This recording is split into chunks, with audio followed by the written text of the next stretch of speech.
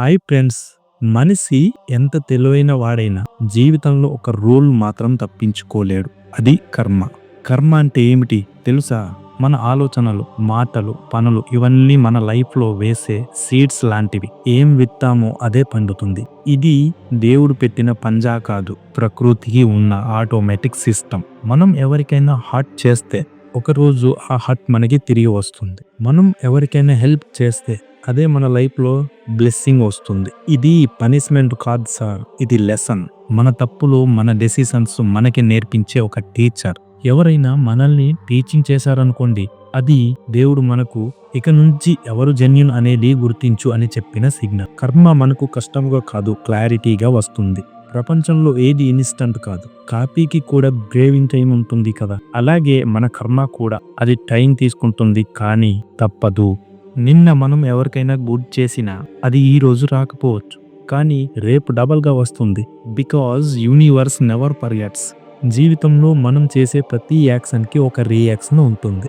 మనల్ని ఎవరు హర్ట్ చేశారు అని బ్లేమ్ చేయకుండా నేను దేనిలో ఏం నేర్చుకోవాలి అని ఆలోచించాలి. అదే కర్మని అర్థం చేసుకున్న వారి సిగ్నల్. మన లైఫ్లో వచ్చే ప్రతి ప్రాబ్లం మన సోల్ను అప్గ్రేడ్ చేయడానికి వస్తుంది. కర్మ మనల్ని పనిష్ చెయ్యదు, పాలిష్ చేస్తుంది.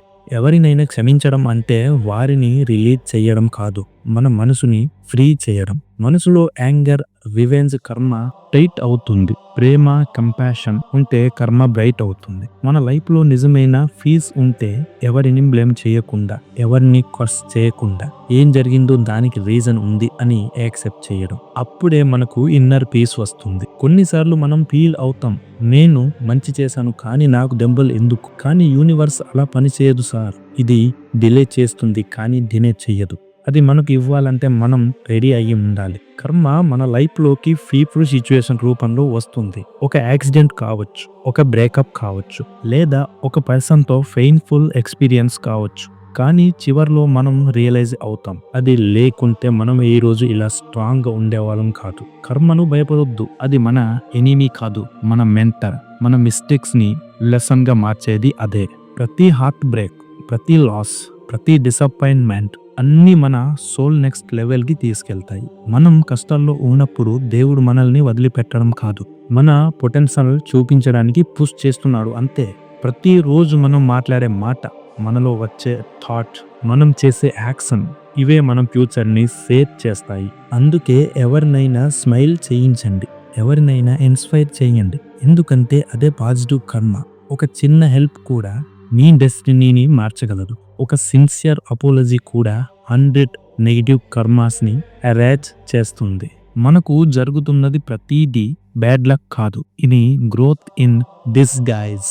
ఒకరోజు వెనక్కి చూసి మనం రియలైజ్ అవుతాం, ప్రతి పెయిన్, ప్రతి టియర్, ప్రతి స్ట్రగుల్ మనలోని హ్యూమన్ని డివైన్గా మార్చింది. కర్మ మనల్ని బ్రేక్ చేయదు, మనల్ని రీమేక్ చేస్తుంది. కాబట్టి ఎవరిని హర్ట్ చేయకండి, ఎందుకంటే హర్ట్ చేసిన ఎనర్జీ తిరిగి వస్తుంది. ప్రేమ పంచండి, దయ చూపండి, అదే మీ ఫ్యూచర్ని బిల్డ్ చేస్తుంది. ప్రతి పాజిటివ్ యాక్షన్ ఒక ఇన్వెస్ట్మెంట్, ప్రతి గుడ్ థాట్ ఒక బ్లెస్సింగ్. అంతిమంగా కర్మ అంటే పనిష్మెంట్ కాదు, మన ఆత్మను క్లీన్ చేసే ప్రాసెస్. కర్మ అంటే దేవుడు రివెంజ్ కాదు, అది మన మిస్టేక్స్ను కరెక్ట్ చేసే యూనివర్స్ ప్లాన్. ఇది ఫ్రెండ్స్ ఇవాళ వీడియో. ఈ వీడియో మీకు ఎలా అనిపించిందో కామెంట్ చేయడం మాత్రం మర్చిపోవద్దు.